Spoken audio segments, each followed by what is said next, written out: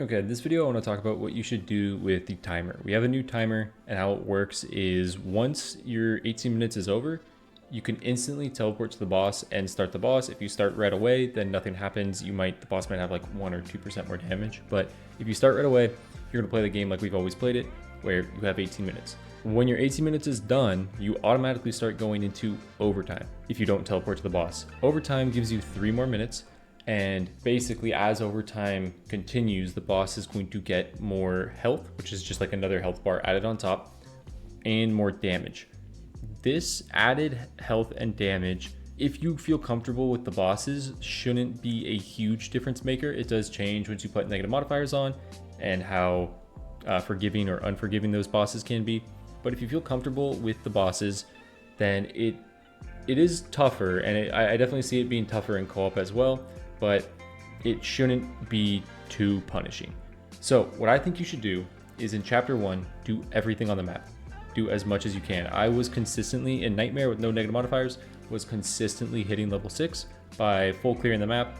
As I'm going by dream shards as well, like the medium crystals, I was fighting for most of those. I would still try to sneak them and be quick. I would still sneak camps and stuff because you still do benefit in sneaking camps. It lets you get a full clear more easily, but it allows you, it's harder to sneak the boss now, right? You can't sneak the optional boss, the key boss, the ghoul. So that's harder to sneak. So you do have to spend your time fighting that. If you do get the Jack and the Beanstalk side quest, that boss can take a while to fight. And I would say probably fight that at level 4, depending on your build, because it can be kind of tough, mainly because of the HP value on the boss and how little damage you do when you don't stagger it. So I would say use your full time, full clear the map. You're going to be really, really strong. You're going to have all the items on the map. You're going to have a lot of money.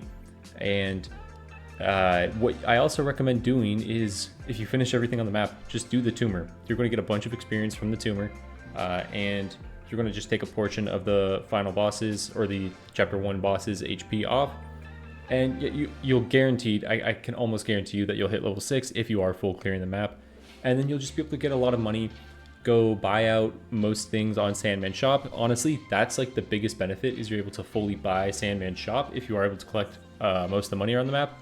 Like most times you will be able to buy his full shop, meaning you've likely bought a Sand of Enlightenment or a Sand of Knowledge. Your talents are leveled up.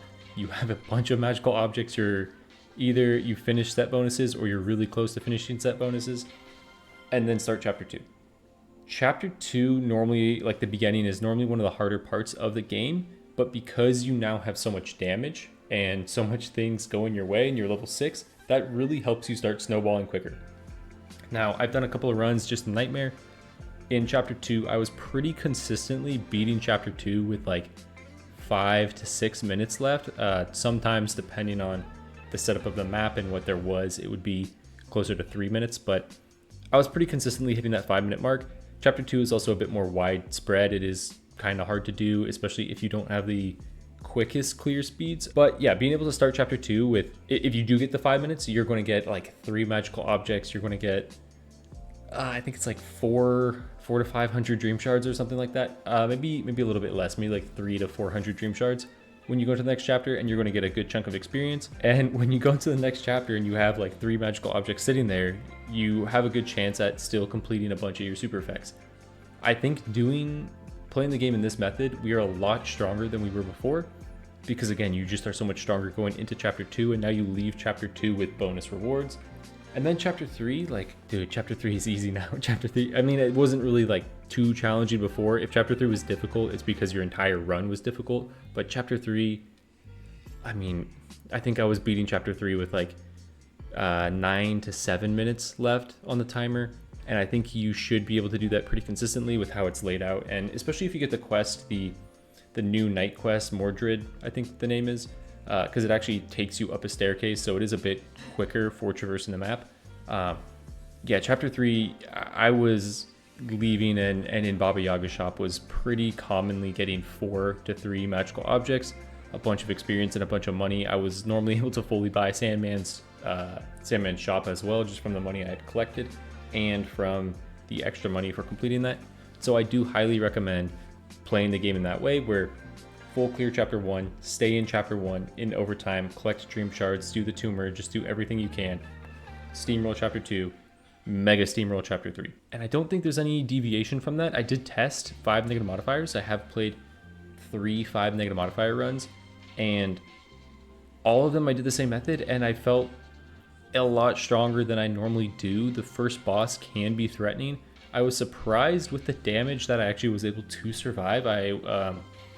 In 5 negative modifiers with Berserker Foes and Corruption, I actually did just naturally survive a Tentacle Slam at full health. I forget who I was playing. I think it was on Beowulf, and I had like no armor. I did survive. So even with the full buff, you will be able to survive a little bit more than I think. I think the boss isn't as punishing as I personally thought it was going to be. But yeah, so I think 5 negative modifiers if you're playing that way. I think the strat still works. Now, when should you start chapter 1 early? If you full clear chapter 1 and you have 4 minutes on the clock, that's up to you. You're playing the game well enough that you know what to do. If you have 4 minutes on the clock left in chapter 1, you can probably start the boss early and get a very similar amount of reward that you would for just staying and doing everything else. The only benefit is that you might have like 2 to 3 magical objects extra, which does go a long way. So if you're clearing it that quickly, I'd recommend doing that. But if you're clearing it that quickly, like, you know what you're doing already. But yeah, I think pretty much that's it. There are some things like, again, I did mention the new quest, the Jack and the Beanstalk. I would delay that in chapter 1 until about level 4. Turning in the bean does give you, there's no time limit when you talk to Jack, so you could talk to Jack, and then when you turn the bean, you get a bunch of experience for that. So try to do that early. You don't need to go up in the beanstalk, but that's a good experience bump. And the Leprechaun Cauldrons, I would wait no matter what color it is, green, orange, or red. I would wait towards the very end. Almost do that in overtime so that you can just steamroll that and get as much dream shards as possible from that, because that is a very good source of dream shards now. The chapter 2 quest as well, I just want to mention that does take quite a bit of time. You will probably be in that quest for longer than you would in Sinbad and the Cyclops, and that bird, that rock, is going to be a tough 5 negative modifier fight. It has quite a few moves. One of the moves is, I don't know how to dodge it. I've only seen it once, and looking at the footage, I was like, I don't know where I could have gone. Like, this was probably going to kill me regardless. So be careful if you are playing 5 negative modifiers and you don't have a feather. That boss can be pretty tough. Other than that, I think that's really it for this video.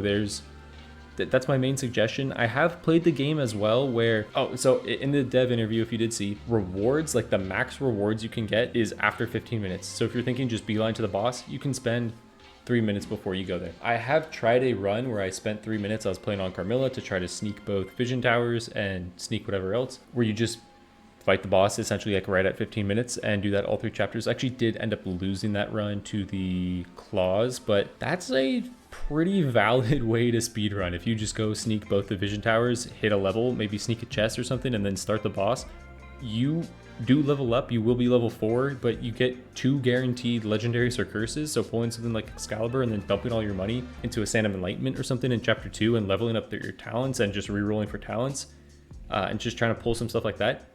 It's pretty viable. It's not the most crazy difficult thing. You know, you just have to know your boss animations and rotations. But yeah, I think speedruns for this game are going to be pretty interesting now, and I might have a couple on the channel where I just do prior to 15-minute boss runs. But yeah, I hope you guys enjoyed the new update. I will make any other videos that I feel like are necessary on the topic of what to do, but I don't really know if there's too much that's changed. The how to run the map video should help you, and then this video should just tell you when should I do certain things with the timer. All right, catch you later. Peace.